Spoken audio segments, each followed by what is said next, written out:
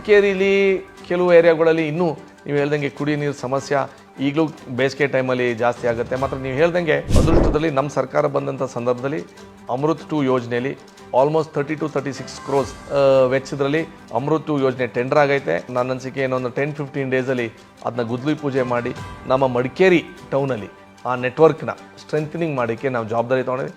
ನಮ್ಮಲ್ಲಿ 2 source of water ಇದೆ, ಕೂಟೊಳೆನೂ ಆಮೇಲೆ ಕುಂಡಮೇಸ್ತ್ರಿಗೆ ನಮ್ಮ ಮೂಡ ಗ್ರಾಂಟಲ್ಲಿ ಒಂದು 300 HP extra motor. So there are 300 HP. ಏಕೆಂತಂದರೆ 8 ಅವರ್ಸಲ್ಲಿ ಒಂದೊಂದು ಮೋಟ್ರನ್ನ ರೊಟೇಷನಲ್ಲಿ ಎಕ್ಸ್ಟ್ರಾ ಒಂದು 300 HP ಮೋಟ್ರು ಸಿಕ್ತು.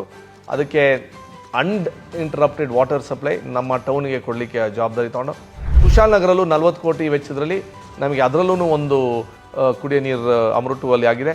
ಸೋಮವಾರಪೇಟೆ ಟೌನಲ್ಲೂ 12 ಕೋಟಿ ವೆಚ್ಚದಲ್ಲಿ ಅಲ್ಲೂ ಅಮೃತ್ 2 ಯೋಜನೆ. ಸೊ ನೋಡಿ, ನಾವು ಬಂದಿದ್ದ ಸಂದರ್ಭದಲ್ಲಿ ನಾವೇನು ಮಾಡಿದ್ದೀನಿ ಅಂತಲ್ಲ, ಸರ್ಕಾರ ಕೊಟ್ಟಿದ್ದು we have given it to the people. ಅದಕ್ಕೋಸ್ಕರ ಇವೆಲ್ಲ ಎಲೆಕ್ಷನ್ಗೋಸ್ಕರ ಅಂತಲ್ಲ, ಸಾರ್ವಜನಿಕರಿಗೆ ಅನುಕೂಲ ಆಗೋಂಥ ಕೆಲಸ ಆದಷ್ಟು ಬೇಗ ಅಲ್ಲಿ ತಲುಪ್ಸೋಕ್ಕೆ ನಮ್ಮ ಜವಾಬ್ದಾರಿ.